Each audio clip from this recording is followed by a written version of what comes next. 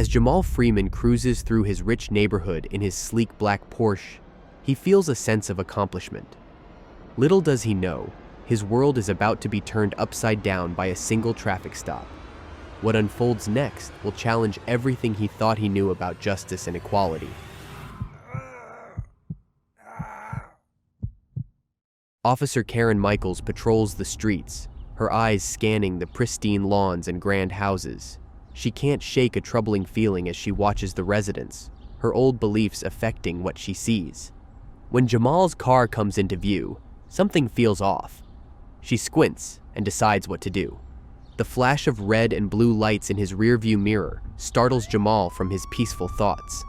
His brow furrows as he guides his car to the curb, unaware of the ordeal that awaits him. The weight of what's to come hangs in the air, invisible yet noticeable. As Officer Michaels approaches the vehicle, her hands rest on her holster, betraying an immediate readiness for confrontation. Her stern aura radiates suspicion as she approaches the driver's side window. Jamal's heart races, but he keeps a calm exterior, fully aware of the risks of showing any signs of agitation. However, what happens next is completely unexpected and terrifying. License and registration, Michaels demands, her voice tinged with an edge that suggests this is more than a routine traffic stop. Jamal complies without hesitation, his movements deliberate and measured as he retrieves the requested documents from the glove compartment. As he hands them over, he can't help but notice the officer's suspicious gaze, her eyes darting between his face and the luxury vehicle he sits in. Michaels examines the documents with exaggerated thoroughness, her brow furrowed in disbelief. "This is your car?" she asks, obviously not believing it. Jamal nods, fighting to keep his voice steady as he responds. "Yes, ma'am. I just got my new car recently." The officer's eyes narrow, unconvinced. "Step out of the vehicle," she orders, her free hand now firmly gripping her holster. Jamal's composure wavers for a moment as confusion and fear wash over him. He takes a deep breath, reminding himself of his rights. "May I ask why, officer?" he inquires, his tone respectful, yet filled with growing unease. Michael's posture stiffens, her voice taking on a more aggressive tone. "We've had reports of a stolen vehicle matching this description. Now step out of the car." The accusation hangs heavy in the air, each word a blow to Jamal's dignity. He feels a surge of anger rising within him, but knows that expressing it could worsen the situation. Slowly, Jamal opens the car door, his movements careful. As he stands, he becomes acutely aware of curious neighbors emerging from their homes, drawn by the commotion. Their gazes moves between him and the officer, a mix of concern and judgment painting their faces. Michaels begins to pat Jamal down, her touch rough and impersonal. "Pretty nice ride for a young black guy like you." Her words dripped with accusation. "How'd you afford something like this?" The question stung Jamal, as it was clear this was happening solely because of the color of his skin. Jamal struggles to maintain his composure as the humiliation of being treated like a criminal in his own neighborhood washes over him. He can feel the weight of the onlookers' stares, their whispers carrying on the breeze. His mind races, torn between asserting his rights and avoiding any action that could be seen as resistance. Officer Michaels, sensing the growing audience, seems to double down on her actions. Her movements become more aggressive, her voice louder, as if to justify her suspicions to the gathering crowd. "Spread your legs," she barks, kicking at Jamal's feet to widen his stance. Jamal closes his eyes for a moment and calms himself. When he opens them, his gaze is steady, his voice well-controlled. "Officer," he says, each word measured and clear. "I'd like to call for assistance. I believe there's been a misunderstanding." Officer Michaels asks who Jamal wants to get assistance from. Jamal thinks of the neighbors he's known for years. He turns, hoping for support, but sees Mrs. Johnson from across the street step out onto her porch, arms crossed tightly over her chest. She's known him since he was a boy, watching him grow into the respectable young man he is now. Yet her brow furrows as she takes in the scene. Nearby, Mr. Patel, usually smiling from his corner store, leans against his doorframe with uncertainty in his eyes. Jamal's gaze pleads for their help, but their hesitation betrays him. Jamal's mind races as he stands there, hands still raised. He's well aware of how this looks. A young black man being confronted by the police, treated like a criminal in his own neighborhood. The urge to shout, to defend himself, to make everyone understand the injustice of the situation burns in his throat, but he swallows it down, knowing that any show of aggression could make things worse. Officer Michaels feels the pressure of the onlooker's eyes. With each passing moment, she becomes more agitated, her voice rising as she repeats her demands. I need to see some identification, sir. Now. The presence of the growing audience seems to harden her resolve, pushing her to push her authority even more forcefully. Jamal takes a deep breath, trying to steady his racing heart. He speaks slowly, his voice calm, but he was actually angry about the whole situation. Officer, I've already told you, this is my car. I live here. I'm not reaching for anything until you tell me why I'm being detained. The gathered neighbors exchange glances, their reactions full of judgment. Some shake their heads, talking about kids these days, and just cooperate with the police. Others stand in uncomfortable silence, unsure of how to react to the scene. As the standoff drags on, Jamal makes a decision.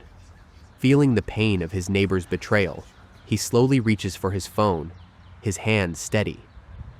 I'm going to call for assistance, he announces. I want to make sure my rights are protected. Officer Michaels tenses, her hand instinctively moving towards her holster. Sir, put the phone down. I haven't given you permission to make any calls. The atmosphere grows thick with tension. Neighbors lean forward, watching intently as the situation is on the edge of escalation. Jamal's finger hovers over the screen, his jaw set in determination.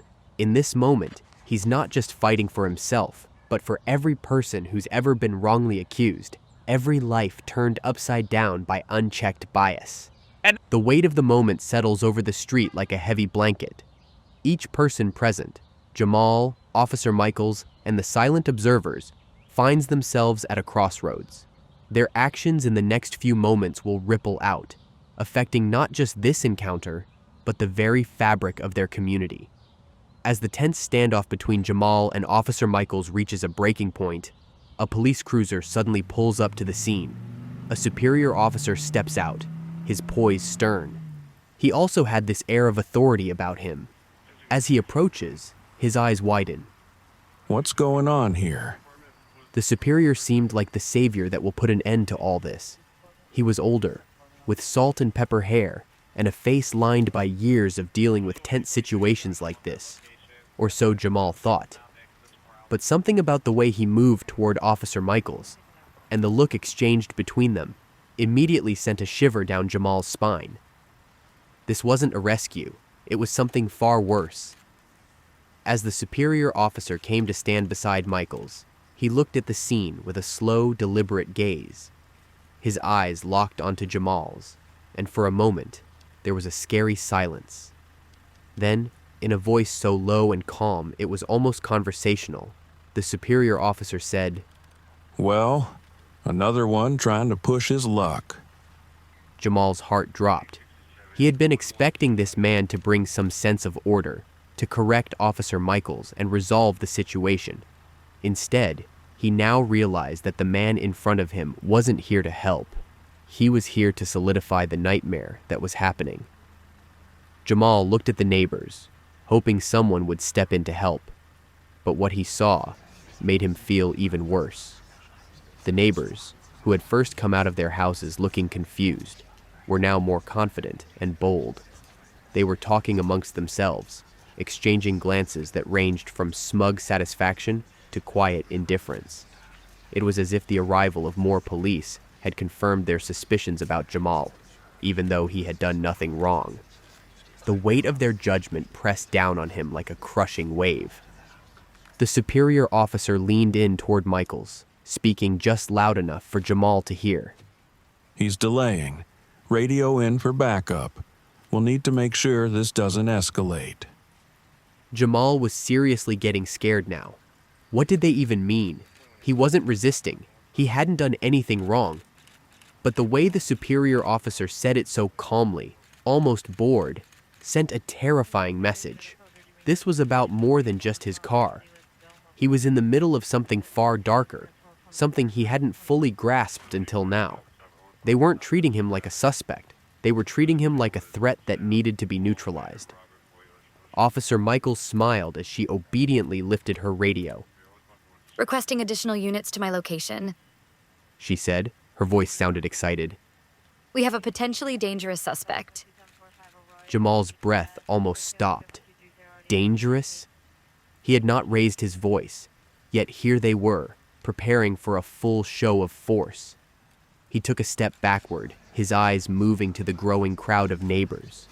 Their faces blurred together, some of them filming the scene, others whispering amongst themselves.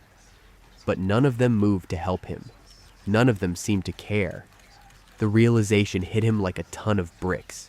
He was utterly alone.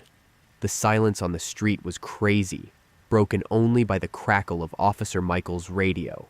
Moments later, the wail of sirens cut through the air, growing louder with each passing second. Jamal's heart pounded in his chest as a second police cruiser pulled up, its flashing lights casting scary shadows on the faces of the onlookers. 2 more officers stepped out, their hands instinctively resting on their holsters as they approached the scene. Jamal watched them, trying to gauge whether they would bring some measure of reason to the situation. But the looks on their faces told him otherwise. They were here to back up their fellow officers, no questions asked. The superior officer gave them a small nod, signaling for them to position themselves around Jamal. Now there were 4 officers in total, each one standing at a different point around him, creating a circle that felt less like a protective barrier and more like a trap closing in. Jamal could feel his heart in his throat, his breathing growing shallow. The world around him seemed to slow down, every detail sharper and more scary. The light of the officers' badges, the little shifts in their postures, the cold metal of the handcuffs clipped to their belts. This all added to the increased sense that something terrible was about to happen. As one of the new officers took in the scene, his gaze fell on Jamal's phone, still clutched in his hand. The officer's expression immediately changed.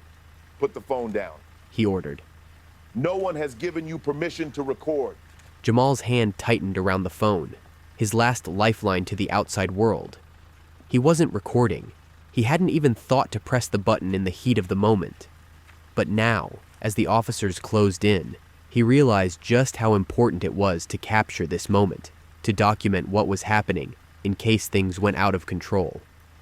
But before he could respond, the superior officer stepped forward, his hand on his radio. His eyes locked onto Jamal's with a look that sent ice through his veins.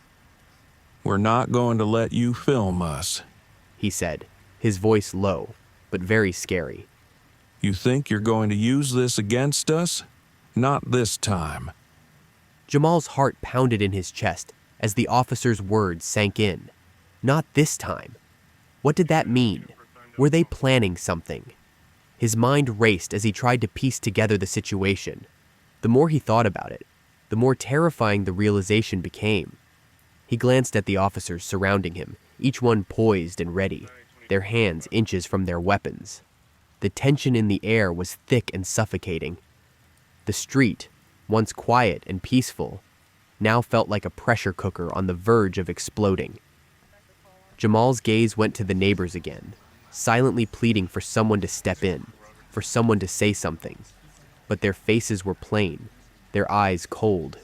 Even Mrs. Johnson, who had known him since he was a child, stood there with her arms crossed, watching the scene unfold with a detached curiosity. Jamal felt his stomach twist. They weren't going to help him. They weren't going to do anything. It was then that Jamal heard it, a voice coming through the radio in the superior officer's hand. Make sure there's no video left behind. His blood ran cold. They were going to erase everything. Erase him. Panic went through Jamal's body. His mind screamed at him to run, to get out of there, but he knew that any sudden movement would be a death sentence. He couldn't move. He couldn't call for help. Every option felt like a trap. The superior officer's voice broke through his thoughts. You think you can push back? You're out of options, son. You can either comply or we'll make this a lot harder for you. Jamal stared at him. The world around him seemed to close in, the weight of the moment pressing down on him like a hammer. Every instinct in his body told him to fight, to resist, but he knew the terrifying truth. He was alone. The tension slowly increased. Jamal felt trapped between the officers and the glaring eyes of the neighborhood. But then, something in the superior officer's behavior shifted. He squinted at Jamal, as if trying to place him. For a moment, it seemed like the man was having second thoughts, but just as quickly, his face hardened again. Jamal knew this wasn't over.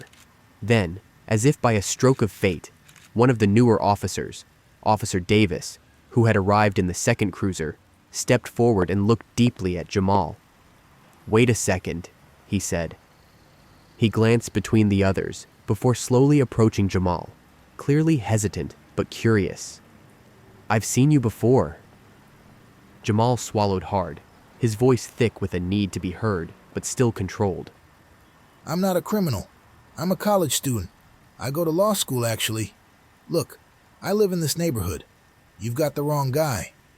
Davis hesitated, something in Jamal's tone making him pause. College student? He asked, his suspicion reducing. The superior officer glared at Davis but allowed him to continue.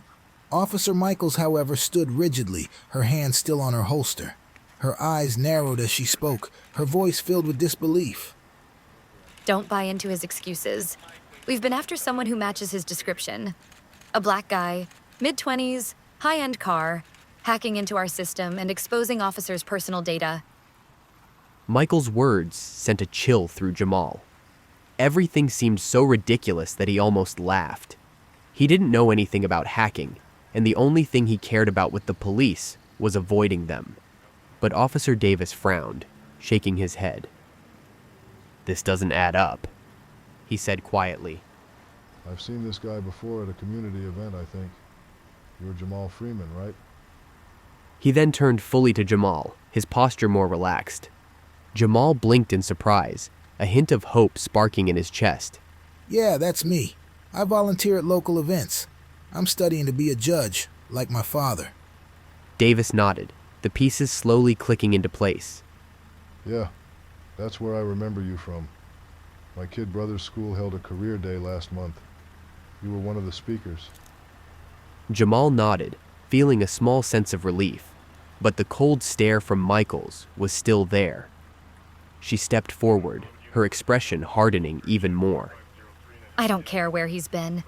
He fits the profile and he's driving a car that looks just like the one reported stolen last week. Davis glanced at the superior officer for guidance, but the superior officer's expression remained unreadable, his hand still in his radio. Davis then insisted that they need to run this properly. This might not be the guy they've been looking for. But Michaels wasn't listening. Her eyes remained locked on Jamal, her jaw clenched. A lifetime of built-up bias was in her mind, flashing back to the lessons her father had drilled into her since she was a child. Black men in fancy cars are criminals. She could hear her father's cruel voice in her mind, saying words she had tried to forget but couldn't get away from. This was more than a traffic stop for her. This was a fight to prove herself, to uphold the ugly beliefs she had carried for far too long. Jamal could see it in her face. Her hatred wasn't just professional, it was personal. She wasn't seeing him as a college student, or a neighbor, or even a human being. To her, he was just another stereotype, one she'd been taught to despise. And that's when something inside Jamal snapped.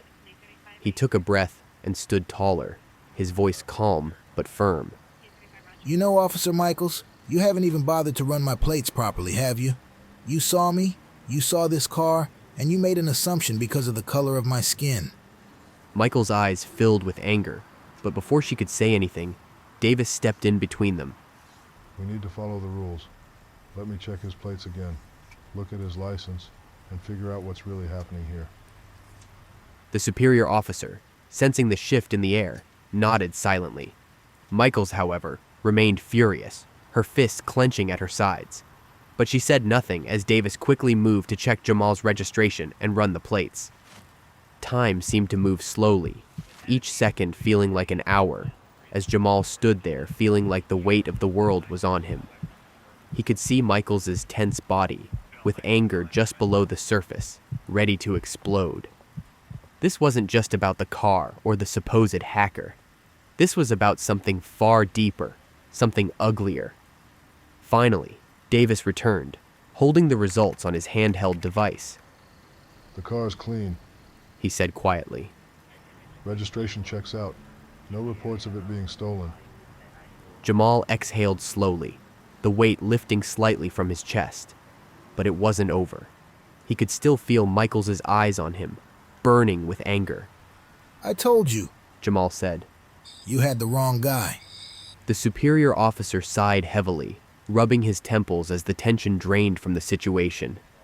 Looks like we made a mistake here. There was an apology in his tone. Michaels, on the other hand, looked like she was about to explode. This doesn't make sense. She snapped, glaring at Jamal as if the truth was somehow his fault. He fits the profile. He must be hiding something. Davis shook his head, his voice firm now. Michaels, let it go. We were wrong. This isn't our guy. But Michaels wasn't ready to let it go. Years of hatred, built on the foundation of her abusive father's teachings, boiled over in her. She wasn't just a cop right now. She was the result of her father's toxic legacy, and she was about to break under the weight of it. Suddenly, the superior officer spoke, his voice cold. Michaels, that's enough. Stop. For a moment, it seemed like Michaels might not listen. Her hand hovered near her holster, and she was breathing fast and hard. Then, as if she understood how serious the situation was, she stopped. Slowly, her hand dropped to her side, but her eyes never left Jamal, and the hatred there was unmistakable. The superior officer's voice softened slightly as he addressed Jamal. We'll get this sorted out. You're free to go, sir. But Jamal wasn't done. He wasn't going to just walk away from this. You think this is sorted out? He asked, his voice stronger now. You targeted me because of the color of my skin. You didn't check the facts. You just assumed. The neighbors, who had been watching silently, began to talk amongst themselves. The reality of what had just happened settled over them. And then, to everyone's shock, Officer Michaels cracked. Tears welled up in her eyes as the weight of her father's bias and her own failures finally crushed her. Her voice shook as she said was just doing her job. No, Jamal said, his voice calm but sharp. you weren't. You were being racist. And now you'll have to live with the consequences.